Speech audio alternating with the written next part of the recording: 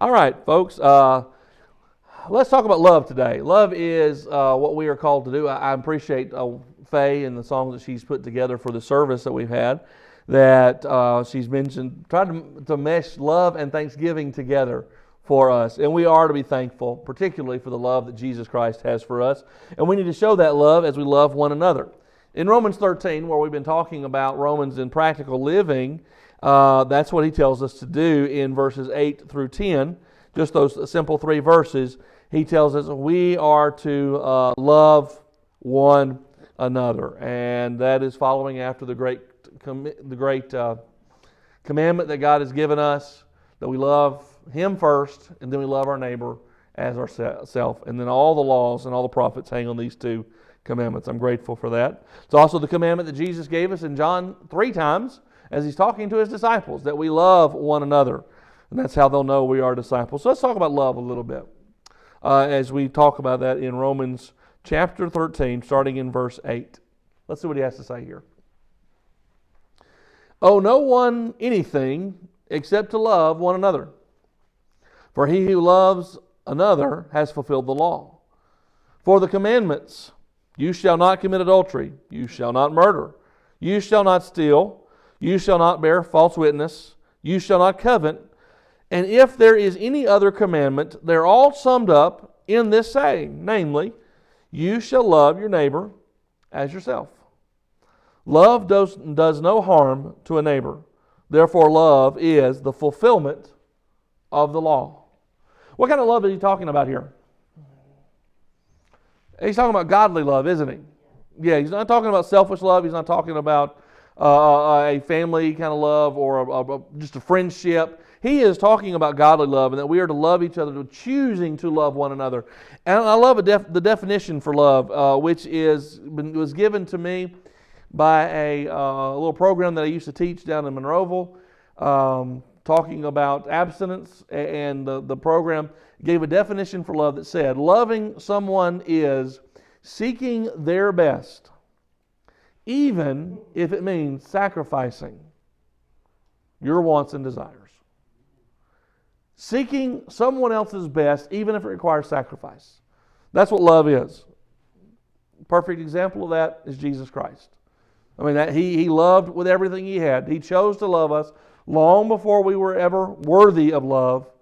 And He even sacrificed His very life on the cross of Calvary to be able to show us that love. Now, if He's willing to love us that way, doesn't it make sense that we should be called to love in the similar manner? Absolutely. And that's what He does here in Romans chapter 8, or Romans chapter 13, starting in verse 8. He says, you guys need to learn how to love, and y'all need to express that love to one another. This is not the first time we've seen this in Romans, is it?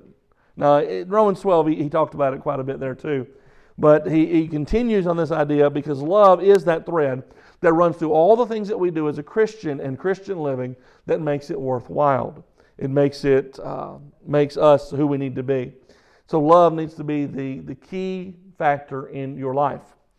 So that's what he does. He looks off in verse 8. The very first thing he says is, let's talk about debt. Owe no one anything. Now, if you're talking about love, that is an unusual way to begin. But I like that he does that. He looks at us and he says that want to know that that debt puts you in an awkward position. Dave Ramsey says that debt is a 4-letter word. Not just because it has 4 letters, but because you ought to treat it like a 4-letter word and avoid it at all costs. And never say it, never get in it, never do anything. Because debt will put you in an awkward position, won't it? Who's ever loaned money to a family member? How quickly did that relationship with a family member deteriorate? Yeah. Just like that. The moment you hand them the money, the relationship is over. The relationship has changed until that money is paid back because now you're holding something over their head. And even if you were the nicest and the kindest and gentlest person in the world that says, you know what, we don't care about the money, I'm not worried about it, pay it back whenever you want to, pay it back whenever you get it, I understand. And they never said a thing again. The moment that you loaned money, and the moment you were in their debt, then they had something over your head, visible or invisible. And it just gnawed at you because you didn't want to feel like you owed them anything. Maybe the other way around, you were the one loaning. And they didn't give it back quite quick enough. Even though you told them to take as long as they wanted, when they didn't return it, it gnawed at you. Because they were wasting money what they could have been giving back to you. It changes the relationship. So he says in here, there's only one debt that you should ever have and that you should try to repay. And that is love. Because even other kinds of debts, not just money, but other kind of debts will also make you feel awkward. Have you ever done a favor for somebody? And then they come back later on, or you go to them later on and says, hey, you remember that favor you owed me? Now they're obligated. You can ask whatever you want. And they feel like they'll have to do it. It puts them in an awkward situation if you ask for something that they're not comfortable with, or they just don't want to do. Not that maybe, doesn't have to be bad, it's maybe something they don't want to do. You're asking them to take time out of their schedule, which they don't want to give up. But you have a right to, because they owe you that favor. So he says in here, even favors don't need to be given away. What we need to give to each other, though, the one thing that we never give enough of, and the one thing that we need to abundantly owe everyone, is love.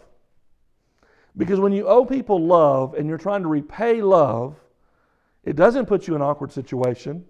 It puts you in a place where you want to be a giver, right? You want to give to them. You want to give to them as much as you possibly can. There are two types of people in the world, givers and takers. Which kind do you want to be? Or which kind do you want to be seen as? A giver. Why is that? Nobody likes a taker, do they? How quickly do takers become a nuisance? Yeah, very quickly. I'll give you an example of this. When I moved next to Robert, when we moved up here in May 2002, can y'all believe it's been that long? Well, I had a small problem. I kept locking myself out of the house. And I would do it every time when Brandy was gone. We didn't have a spare key anywhere, and so I had to go call her. Well, the only neighbor next door that was there that I could call was Robert. Robert was very generous. I'd walk down to the shop at the transmission shop and say, man, I'm sorry, locked myself out of the house again. Can I borrow your phone? He said, yeah, here, take it and call her. And I'd call her up, and she'd, wherever she was, shopping or whatever she was doing, she would come and rescue me and save me by letting me back in the house till we figured out how to go to Lowe's and make a spare key and, hide it in my pocket, in my wallet, so I wouldn't get to roll. And I realized that I needed to do this when on the fifth or sixth time I went down to Robert's place to ask to borrow the phone. He looks at me and he says, Bryan, I'm trying to run a business here. I don't have time for you to keep coming and borrow the phone. Now, Robert's been a great friend, but I'd kind of overstepped my bounds. I'd become a nuisance because it was the same thing over and over again. And I was abusing that privilege of his friendship. And so I didn't need to do that. And so we had to figure something out. It doesn't take long. And you don't have to be a bad person before you become a little bit of a nuisance. But if you're a giver and you're coming and you're blessing people all the time, instead of taking from them, when they see you coming, what do they think about you? They don't get tired of that, do they? Yeah, I can tell you that I have gotten more okra and corn and vegetables from your gardens than I've ever grown in mine. And y'all seen, if you've ever seen my garden, James says it was pathetic. I couldn't grow a thing. Our okra plants were really tall, like really, really, really. They're supposed to get real tall. They didn't on me. Anyway, but he had this. But when you come and they're coming to me and you're saying, Bryan, you want all these groceries? You want stuff fresh from the garden? I've never gotten tired of saying, yes, I take that. I'll be glad to take that. Why is it? Because you're blessing me. And, well, I like it. I like being blessed. But I also want to do that for others too. That's what he says in there in verse 8. Owe nothing to anyone except to love one another. When you are blessing others, they will love to see you coming because you are expressing love to them and you are giving that love away. So, that's what we ought to do. Now, I love that Miss Wanda lived next door to me because this is the kind of person she was. Whenever my yard was a little unkept, when I didn't cut the grass fast enough, or I had some trees that whenever I would have to go and try to mow underneath them, and I love the way they looked. They're so pretty when they hung down to the ground, but I'd have to dig and kind of weave my way through the tree limbs because all of them hit me in the head. Miss Wanda would come over and say, Bryan, if you need to borrow my lawnmower, I've got it right there waiting for you. Or if you need to borrow my hedge clippers or some trimmers, I've got them over there. She was always trying to help me clean my yard up. I'm going to say she did that out of love, not because she got tired of looking at my messy yard. But so that was the way she was. She always tried to be a giver when she was next door to us. Anyway, verse 8 says that we owe love and we give love because it's blessing others. But he also says that this fulfills the law. Verse 8, 9, and 8 and 9. For he who loves another has fulfilled the law, is what it says. And then he gives you an example of that in 9. You've heard all the Old Testament 10 Commandments, right? Well, he starts naming the ones at the back end of that, which are about how we treat each other. The first 4, of course, first 5, depending on how you look at it, are about how we treat God. And the last 4 or 5, or 5 or 6, actually, are about how we treat each other. You shall not commit adultery. You shall not murder. You shall not steal. You shall not lie or bear false witness. And you shall not covet. He says, in this, they are all summed up by saying you shall love your neighbor as yourself. So he's saying that loving your neighbor fulfills the law. And Jesus said the exact same thing, didn't he? Matthew chapter 22, which is one of my favorite passages, and we sang that, actually. In verse 37 through 40, Jesus said to him, you shall love the Lord your God with all your heart, with all your soul, and with all your mind. This is the first and great commandment. So he says the very first part of the commandment is that we learn to love God, which actually, if you look at the first 10 commandments, the first of the 10 commandments, that's what they tell us to do. You shall have no other God before me. You shall not take my name in vain. You shall keep my Sabbath day holy. You shall love me, is what he's saying. And we shall not make idols or anything else. So all of those deal with loving him. The 5th commandment, which is love your mother and your father, honor your father and your mother, it deal with the fact that we love those who represent God to us. So it actually goes in both categories. Anyway, for what he's saying there is we need to express love to God. And so he says the second is the way you express love to God. And it is like it. You shall love your neighbor as yourself. And on these 2 commandments hang all the law and the prophets. So what Paul is saying when he's writing this in Romans, the same thing that Jesus said, that the law is summed up in that issue of love, loving God and then loving each other. And so that's what he says, love fulfills the law. And it does, doesn't it? Think about it. If you are going to treat someone with love, are there any laws that you're going to be breaking towards that person? Now, if I come and I start say, I'm going to kill you, and I start chasing you around with a deadly weapon, is that expressing love to you? No. If you've done something wrong to me, and I come to you and I say, I forgive you, and I chase you around to give you a big old hug, does that express love? Yeah, it does. Because I'm forgiving and I'm willing to do what God has done for me. He forgave me much, so I'm willing to forgive you. And so that's what we're called to do. We are called to love. And as we are loving, we are fulfilling the law. Now, if I come and say, I want what you've got, and I try to steal from you, is that expressing love? No, not at all. If I see you have a need and I bring you what I own and say, here, you can use it, as long as you need it, is that expressing love? Yes. The opposite of stealing would be giving, so that's what I'm doing there. So that's what we see. We see that God tells us to express love, and that is the fulfillment of the law. And by doing so, we are going to be a blessing to our neighbors. The third part, he says, love does not harm your neighbor. This can go back to looking at those laws, all the things that he tells us don't do: adultery, stealing, murder, coveting, lying to them. Those are going to do things that will hurt or harm your neighbor, won't they? You'll very quickly, if anything, you'll lose trust. They won't trust you as far as they can throw you. So we got to express ourselves in ways that doesn't do harm, but to seek to bless people, not to harm them. If you want to do that, there's one simple way to do it. Follow the golden rule. Y'all know what the golden rule is, right?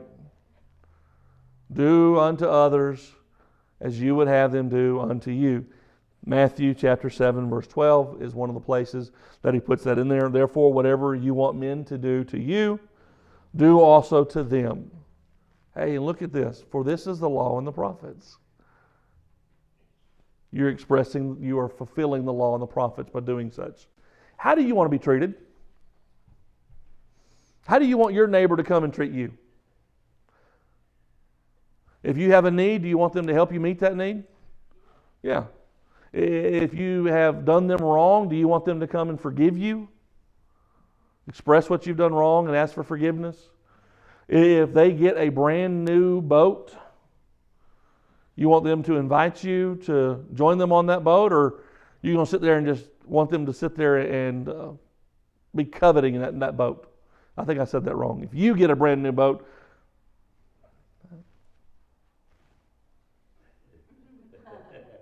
don't covet. Just don't covet. It's bad. Okay, if they get a brand new boat, would you want them to invite you on that boat, or would you want them to sit there and rub it in your face? That's what I need to say.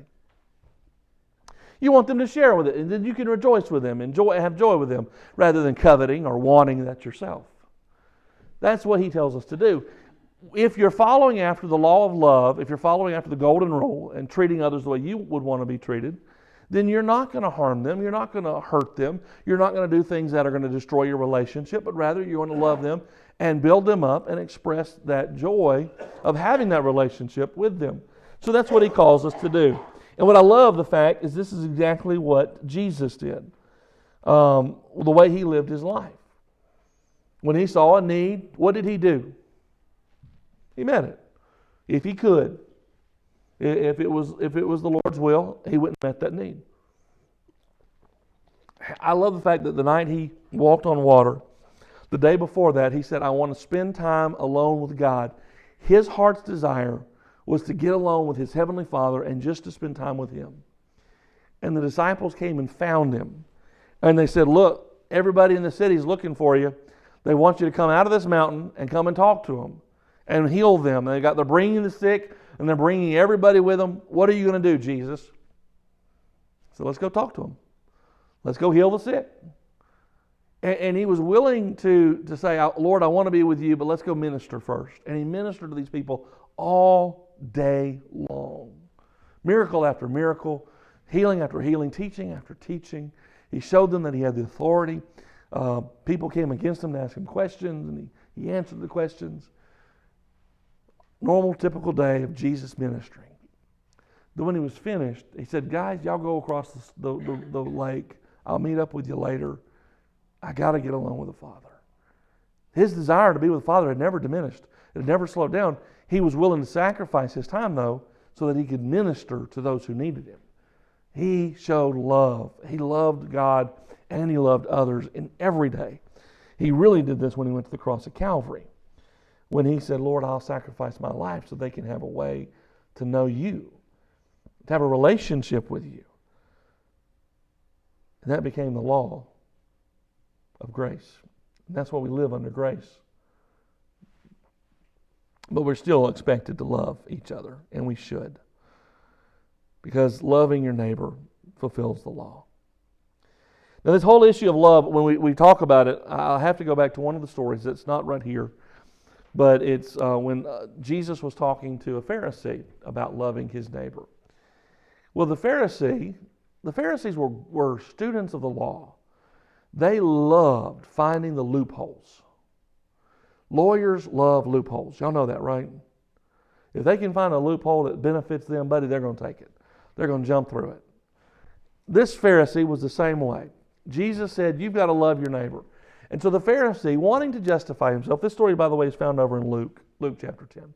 He said, wanting to justify himself, he said, Jesus, well, exactly who is my neighbor? I get to pick and choose who I live next to, right? I get to pick and choose who I want to be my neighbor, who I want to be good to. I can pick and choose those people that I want to love. And if that were the case, we'd all pick people just like us, right? We'd all pick the people that were our favorites and everybody else be out.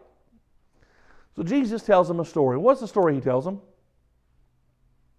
See if anybody remembers this. Good Samaritan. It's an odd story to go with this one. He says, why would he talk about the Good Samaritan? Well, it's simple. A man walks from Jericho to Jerusalem, and he gets beat up by thieves. He's a good Jewish boy. He was going to worship. He was going to do what he needed to do. And then two good Jewish boys come by. The priest. I mean, could you get anyone better than the priest? I mean, the preacher ought to be the best person in church, right? You'd think that. He looks at him and he says, well, I sure don't want to go over there and help him. That's going to make me defiled. I'll be unclean. I got a job to do. I can't do that. So he walks away. Then the Levite comes. Now the Levite, they're the servants in the church. They're the servants in the temple. They're the ones who do all this stuff. They're your deacons. So if the preacher ain't good, at least the deacons are, right? Right? Wow, I didn't hear a thing. Not even the deacons said amen to that one. The deacons are supposed to be good. By the way, let me tell you a little story real quick. There was a preacher went to a deacon meeting, and he said to his deacons, he said, I've just realized something. Y'all pay me, and I have to be good. So y'all pay me to be good. Deacons, y'all are just good for nothing. This is why I don't tell jokes in pulpit. The deacons are good, and they're supposed to be good. They're supposed to be helpful. The Levite was supposed to be helpful. He goes walking by, and he looks at him. He says the same thing that the priest said. He says, looked at him and said, I don't want to help out. I can't do my duties. I've got many duties to do. I've got to go, and if I touch him, I'm unclean. I can't do this. So he walks on by. So who is the unlikely hero that comes through the story? A Samaritan. A Samaritan and a Jew hate each other. A Samaritan, Jews will actually walk around Samaria, take the long way around to get up to Galilee, just so they won't be anywhere near those Samaritans. Because they're horrible people. They worship in the wrong place. Well, that's about it. They just worship in the wrong place. There's really, you know how close Jews and Samaritans are to each other? They're cousins. They are close kin to one another. There's not that much difference. But they hated each other. Anyway, so this Samaritan sees his Jewish brother laying there, and he gets off his animal. He picks him up, he puts him on his animal, and he carries him to the local tavern, to the local inn, where he can get some rest, he gets some food. He takes him down and he says, bandage him, take care of what he needs, put oil on him, clean out his wounds, and I'm going to pay for it. The unlikely hero is the one who should be the enemy. So the question came back to that Pharisee.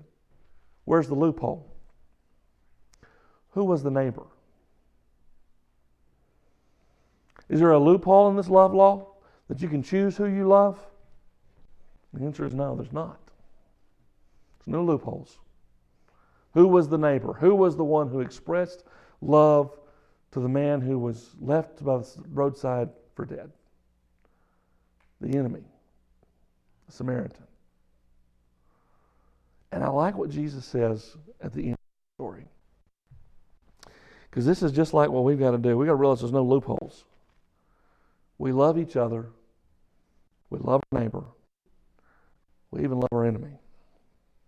We love everyone because Jesus loved everyone. At the very end of the story, he tells us what we got to go do. And he said in Luke 10:37, he said, But he who showed him mercy, and Jesus said to him, go and do likewise. Let's go and do likewise. Father, thank you for this great story, this great message, this great opportunity that we have to minister and to love in your name. You have given us that opportunity. You've given us that privilege to be able to express love to you by loving one another today and every day following. May we go and live like Jesus did and be like that Good Samaritan. Follow your commandments and follow your law, the law of love. May we go and do likewise. In Jesus' name, amen.